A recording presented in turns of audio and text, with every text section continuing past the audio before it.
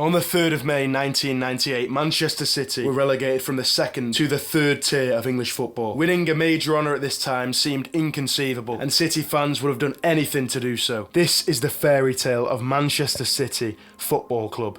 Before the modern era of success and trophy hauls at City, and even the years prior, City have always had a rich history and a loud, proud and loyal fan base. City were first promoted to the First Division in 1899 and went on to win the first ever major honour of any Manchester club in 1904. In the seasons following this FA Cup triumph, City were actually, ironically, riddled with many financial allegations and irregularities. There was a suspension of 17 players in 1906, including the captain Billy Meredith, who actually moved to Manchester United. A fire at Manchester City's home Hyde Road destroyed the main stand in the year 1920, and in 1923 Manchester City moved to Main Road. In the 1930s, City lost one FA Cup final in 1933 before winning the cup again in 1934. En route to City's 1934 FA Cup win, in fact, City actually recorded the highest home attendance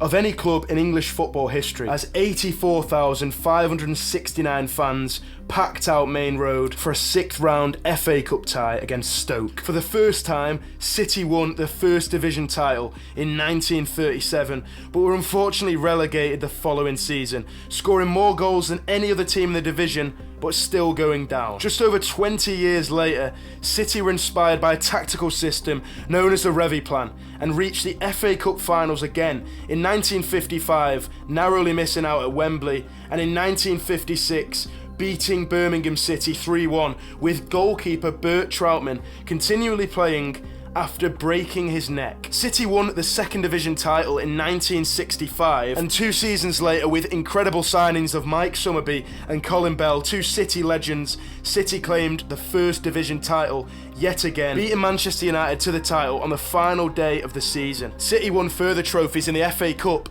in 1969, and that season, City's European Cup campaign after winning the title was unfortunately disappointing. But the following season, the FA Cup win qualified City for the European Cup Winners' Cup, and City won this in 1970. Things looked so good for City, and the successes continued. In 1976, City won the League Cup at Wembley in front of 100,000 fans. Dennis Chewett's overhead kick, an iconic goal against Newcastle United, sealed a 2-1 victory, and of course the trophy for Manchester City. But things did not go well from here.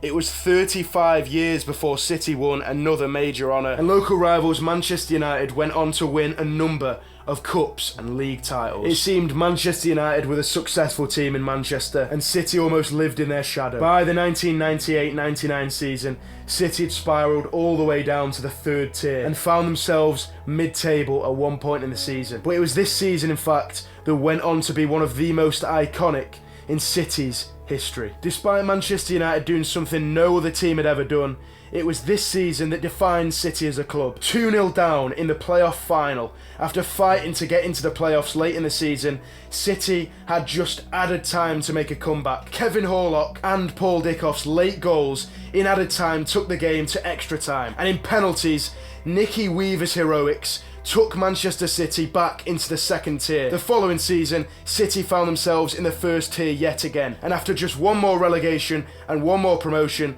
City have been in the 1st tier ever since. After plunging into the depths of the 3rd tier of English football and then bouncing back to the top division, nobody foresaw Manchester City completing the fairy tale story that we can see today. In 2003, City moved from Main Road to the now Etihad Stadium, and it was in this year that City qualified for the UEFA Cup, the now Europa League, through the Fair Play League, and this was strange, but City were back in Europe. However, this minor European success is not where the story ends. Although Manchester United and Chelsea predominantly dominated England in the early 21st century, collecting Champions League and Premier League trophies between them, Manchester City were slowly rising. And in 2008, the Abu Dhabi United Group, owned by Sheikh Mansour, took over Manchester City, and is here where the story continues. In 2009, Manchester United manager Alex Ferguson was asked whether Manchester City